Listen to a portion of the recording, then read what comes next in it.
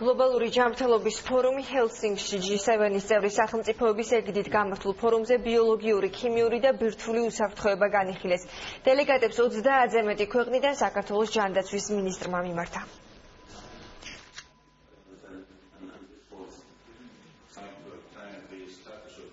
ბიოლოგიური, ქიმიური და ბირთვული უსაფრთხოების საკითხები.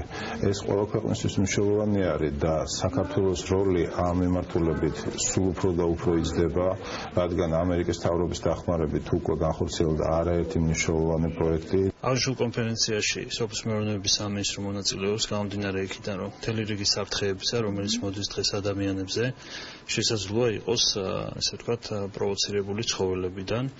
ამიტომ პირდაპირ პროპორციულად როდესაც ვსაუბრობთ ან ბიოუსაფრთხოებაზე, ან ვსაუბრობთ ადამიანის ჯანმრთელობის უსაფრთხოებაზე, აუცილებლად უნდა გავითვალისწინოთ ის ფაქტორები, რომელიც დაკავშირებულია ცხოველებთან ადამიანების ურთიერთობით.